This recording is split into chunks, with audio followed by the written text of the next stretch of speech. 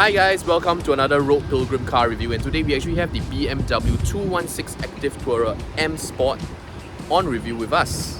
So this car is actually the one that comes with the M Sport trim, and currently in Singapore it is the only variant that is available, so you can't get this in any other trim.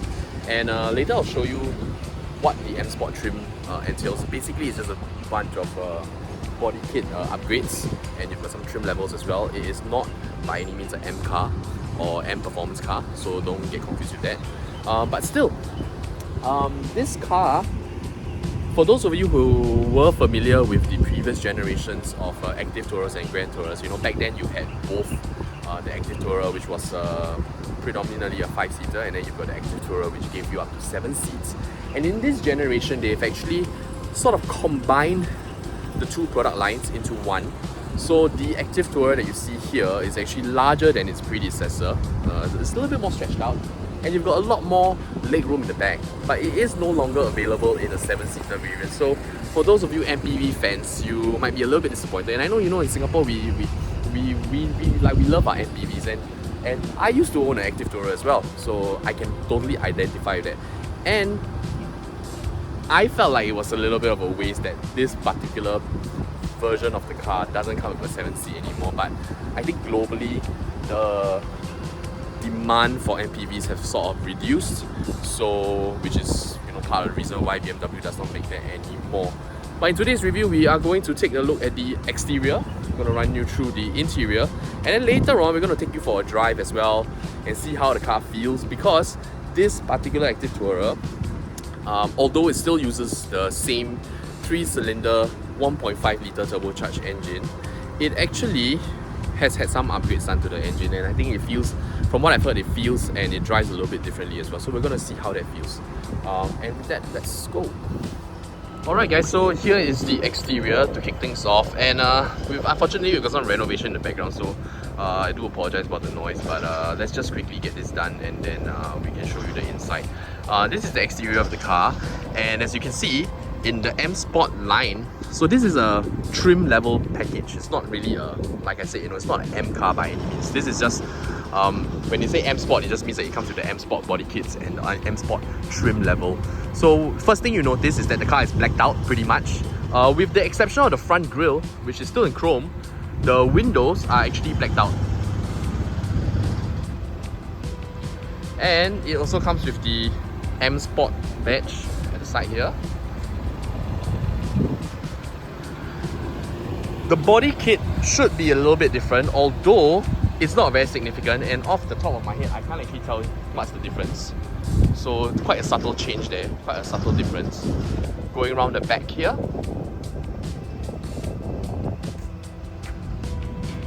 so this car actually comes with 18-inch wheels as standard, and these are 225/50 18s.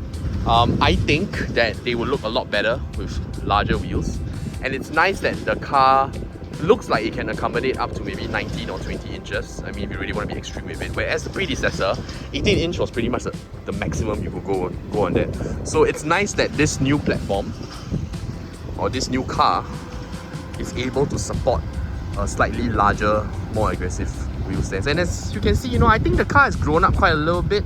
The previous one felt quite, in terms of appearance, I think it felt quite entry level. This one looks a lot more premium, a lot more refined, a lot more grown-up executive.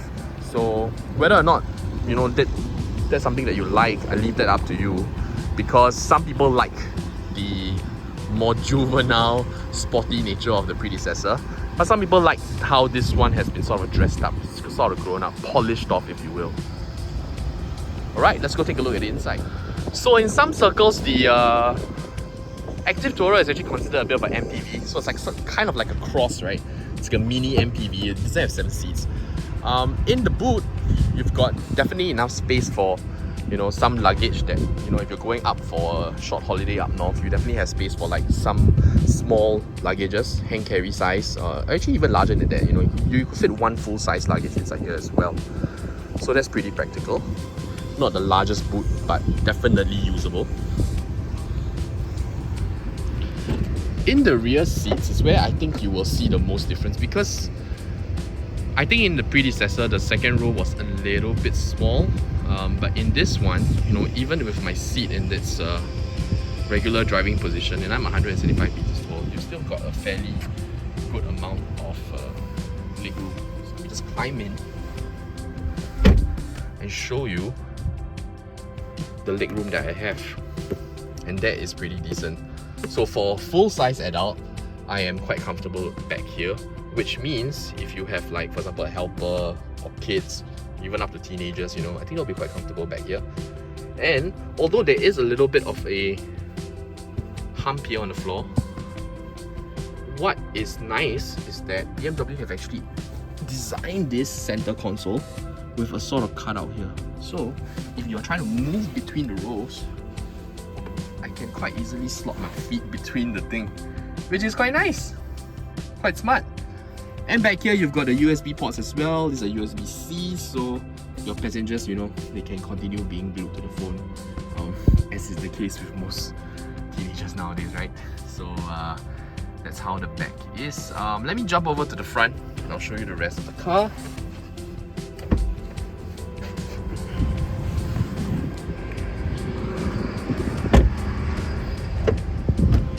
Alright, so in the front, when you open the door, one thing you see is that this M Sport package does come with this door seal. Very nice.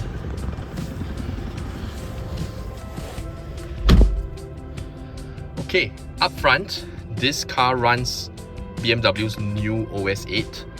So you get that in the form of this curved display here.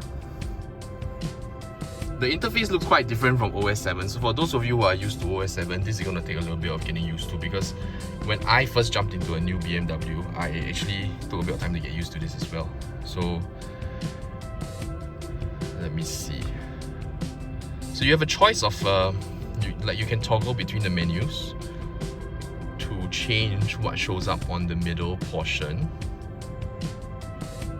No heads-up display on the Active Tourer, but that's all well and good because it is an entry-level car. This is the one that comes with a M Sport steering wheel. So there's the M badge here, and it's got this cool design on the M Sport steering wheel. Very, very cool. But if I'm being honest, this M Sport steering wheel looks like it's a bit retrofitted. You know, it doesn't really feel like a M Sport steering wheel that was designed from scratch, because the rest of the buttons all still feel quite like the regular one. Okay, so in terms of BMW's new design language, and we first saw this in the iX, we now see a lot of cars having a floating center console, which is over here, right? And this floating center console actually contains all your main controls. So your start-stop button is here, your gear selector, your drive selector is here. Of course, you can access your driving modes from here. It's having a bit of hard time focusing.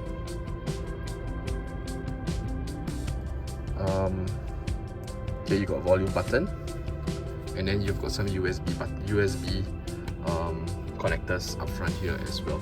And actually over here, you've got quite a cool cradle, and this is actually for your mobile phone, and you can actually fit two mobile phones, one for you, the driver, and one for the front passenger. You can put them side by side over here.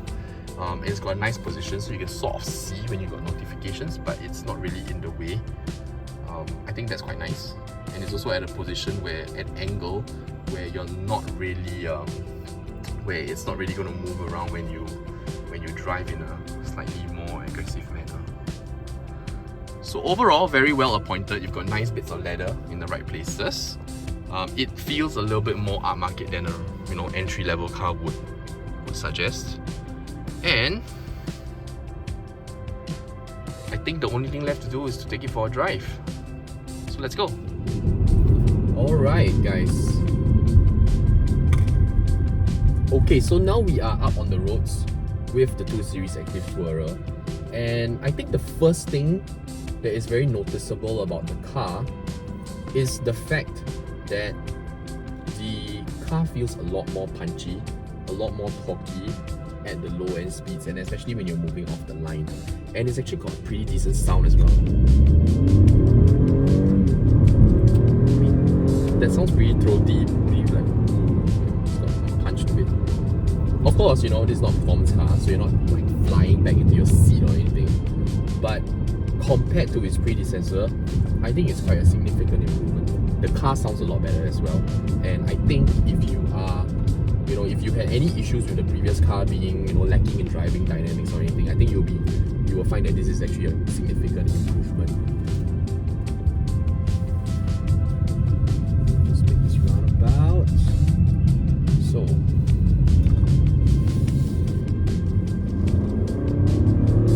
can you hear that? It's got nice pull. Transmission is quick to shift up, very nice.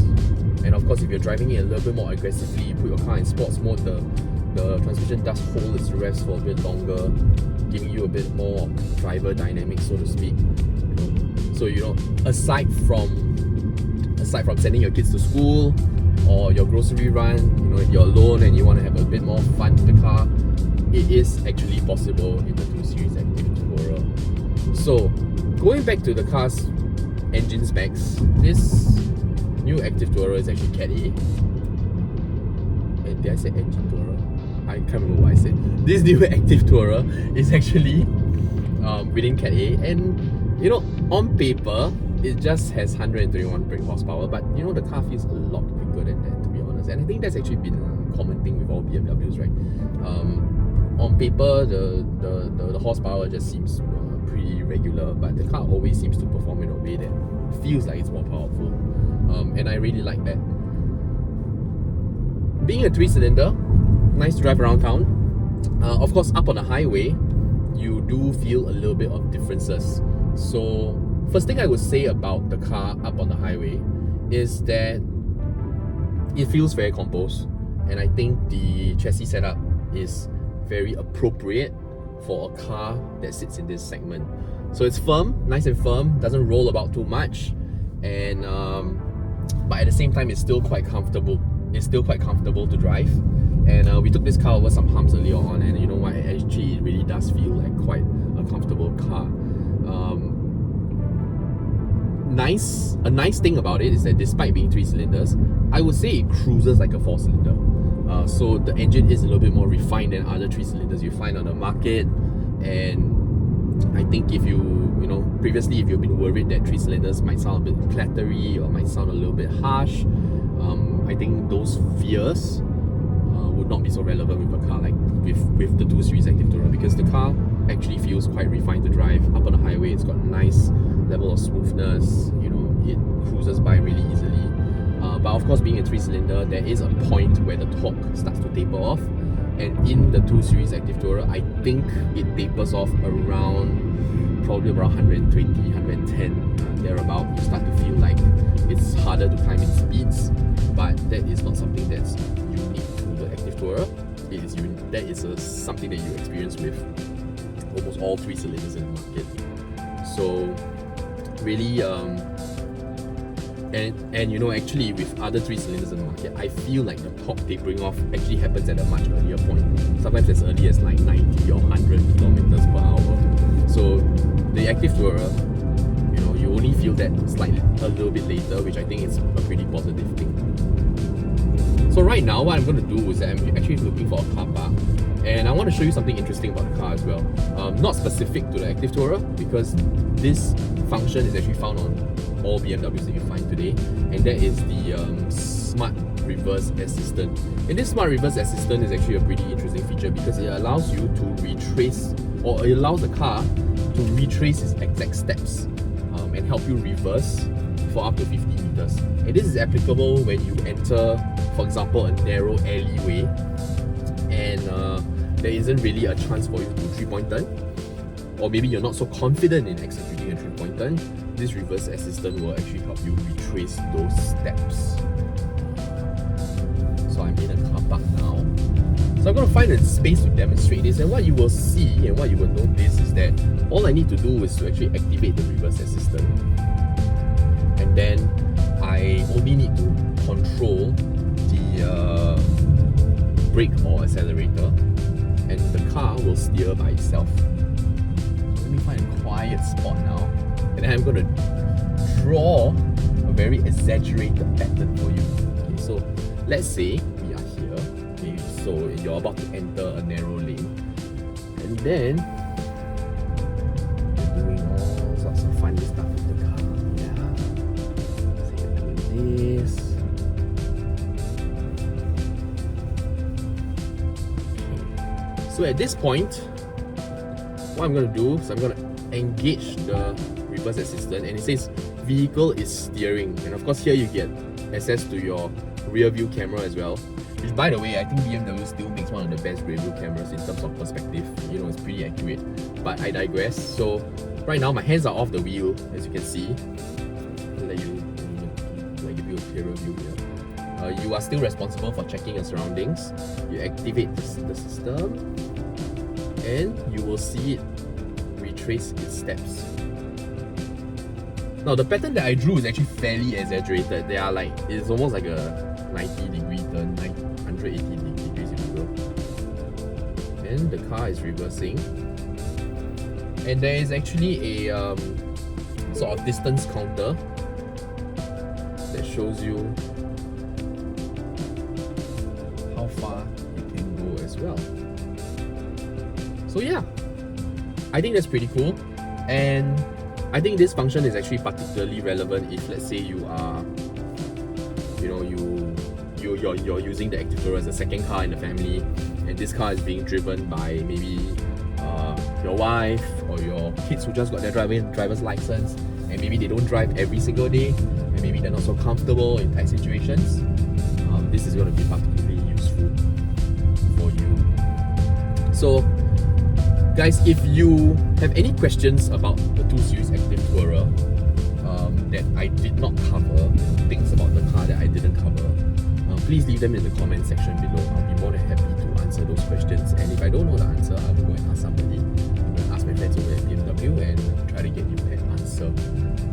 And you know, upcoming, we've actually also got a review of the BMW X1, which is actually a car that packs the same power unit, if you will, same engine, but of course comes in a slightly different package in terms of its shape and form. So once that video is up, I'll leave the link to the video. A moment. Once that video is up, I will leave the link up here, and then you can watch the BMW X1 review as well. And if you want to see more car reviews like that, and if you found it useful, please like this video and subscribe to the channel. We would really appreciate your support so that we can get nicer cars in future as well. And please take care of yourself, and we'll see you next time. Bye bye.